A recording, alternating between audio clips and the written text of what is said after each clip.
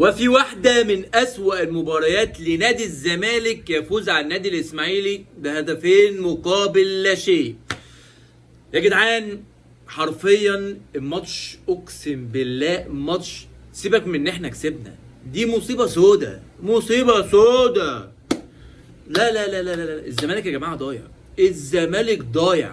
تعالى كده معايا كده من اول الماتش ابتدينا نلعب حلو مفيش مشكلة، معقول مش حلو، معقول ضغطنا ومش عارف ايه والدنيا والليله. عبد الله السعيد لعب كوره طويله لالفينا، الولد اتشد هوب، بعد كده الحكم ما حسبش فيها حاجه، الفينا احتج والرجاله احتجوا وعمر جابل راح الفار استدعاه، شاف الكوره حسبها ضربه جزاء.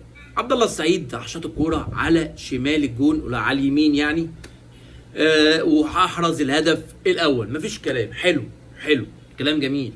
نضغط بقى ونهاجم بقى ونعمل ونظبط الدنيا، لا لا لا لا، كورتنا الميته هي نفضل بقى ماشيين واحده واحده. صبح يا جماعه ياخد الكوره، انتوا فاهمين، يفضل بقى ايه ماشي واقف كده بالكوره حاطط رجله عليها عامل كده ويمشي واحده، محدش يضغط عليه، هو مش عايزين يجيبوا جوان، جابوا جون خلاص، جابوا جون، ماشيين بقى كده.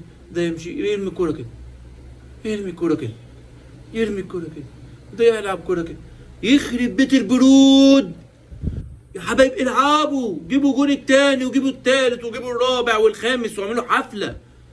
لا لا لا لا لا لا لا لا يا جماعه، المدرب مش نافع، والله المدرب مش نافع.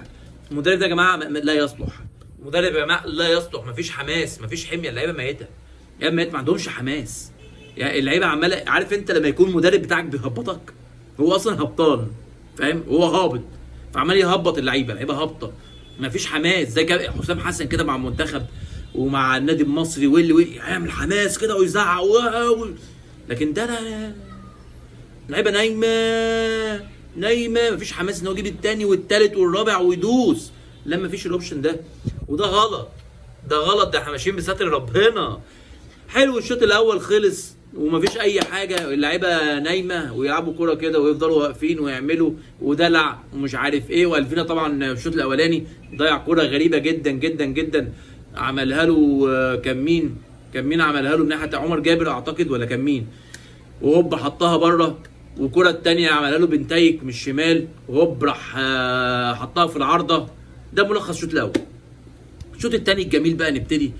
عمر كايد طبعا يا جماعه ما فيش يا جماعه، عمر كايد يا جماعه ما فيش، انا نسيت اقول لكم عمر كايد، ادم كايد، عمر مين يا عم؟ عمر لخبطتني يا ادم.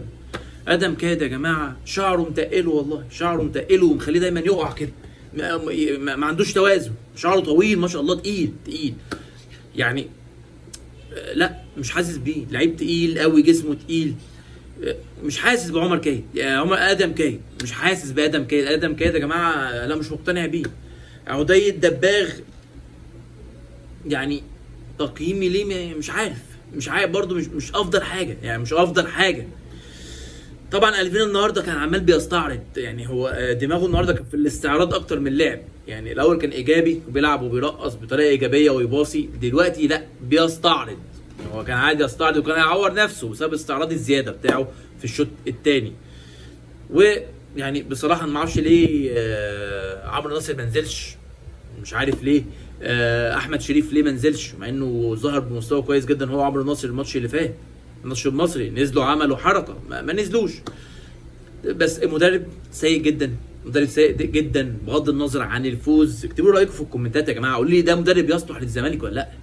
مدرب يصلح للزمالك ولا لا؟ احنا يا جماعه محتاجين مدرب جديد. انا مش هتكلم في فنيات، احنا الشوط الثاني جبنا الهدف الثاني ما فيش مشكله، عادي جدا جدا جدا يعني، الكوره ضغط فيها طبعا ما فيش ولا جمله ولا اي حاجه، مفيش جمله، ضغط فيها الدباغ خدها حطها تشب من فوق الجون، جون مجهود فردي يعني، ما فيهوش مثلا جمل تكتيكيه خطه اسلوب لعب، لا لا لا مفيش الكلام ده، ما فيش الكلام ده. جبنا الجون الثاني، غير كده الدنيا ميته خالص، وانت بتلاعب واحد تقريبا من اضعف الفرق في الدوري، اضعف دفاع، اضعف هجوم، اضعف كل حاجه. انت عايز ايه؟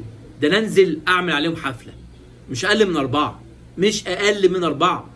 لكن اداء يا جماعه هابط هابط هابط.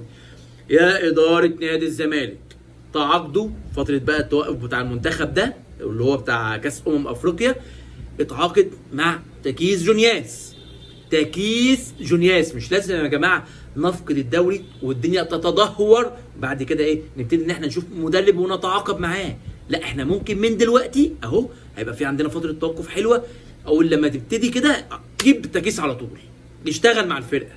والله والله يا جماعه ده هيخلي الفرقه في حته تانية، بس نديله فرصه ونصبر عليه. نصبر عليه ينفذ التكتيك بتاعه اللي في دماغه، يا تكيس يا اوسوريو. وانا برشح اول واحد تكيس جونياس.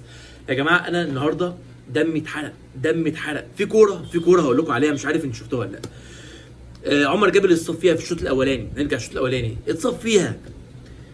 حسام عبد المجيد وتقريبا محمد اسماعيل وبنتايك، كان الكوره كانت مع حد فيهم كده، عمالين يبصوها لبعض، وعمر جابر واقف مش قادر. طب يا حبيبي يعني والكوره اتقطعت، خلي بالكوا حصل فيها فاول. طب يا حبيبي انت وهو ما تطلع كوره رمي التماس كده ان شاء الله تلعب بص تشوطها على الجون الناحيه الثانيه تطلع ضربه مرمى.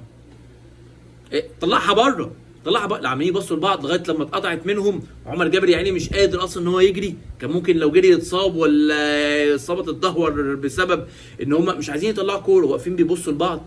يا حبيبي الراجل مصاب وعمال يعمل كده، مصاب ومش قادر يجري، واقفين هما الاثنين بالكوره عمالين يبصوا لبعض، واتقطعت فعلا، بصت غلط واتقطعت وراحت بهجمه علينا واتعمل فاول. عقليه اللعيب يا جماعه، عقليه اللعيب. لا لو فعلا في حد عنده عقليه يا باشا طلع كوره. ليه اللعيب مش قادر يجري؟ ليه ممكن كوره تتقطع والعب ناقص والجبهه بتاعته فاضيه تيجي عليا مرتده ولا حاجه بصه مقطوعه والراجل مش قادر يجري؟ جون يعني ماتش زي ده في فرقه كبيره ولا حاجه، وكوره زي دي في فرقه كبيره ولا حاجه كلفتك ماتش، طار الماتش ده يا جماعه. حرق الدم ويعني لا يعني يا جماعه قرارات اللعيبه سيئه جدا جدا جدا. لا يعني الحمد لله احنا خدنا يا جماعه 3 نقط، ويا ريت يا جماعه نغير المدرب. طبعا نادي الزمالك الاول لعب 7 ماتشات وجاب 11 جون، دخل فيه 3 اهداف وعنده 16 نقطه. ويلا يا رب دايما يا جماعه في انتصارات، ويا رب يا جماعه الاداء يتحسن بقى، يعني يا رب الاداء يتحسن بقى ونجيب بقى تكيس والدنيا تبقى حلوه. نجيب تكيس والدنيا تبقى حلوه. يلا يا جماعه سلام واشوف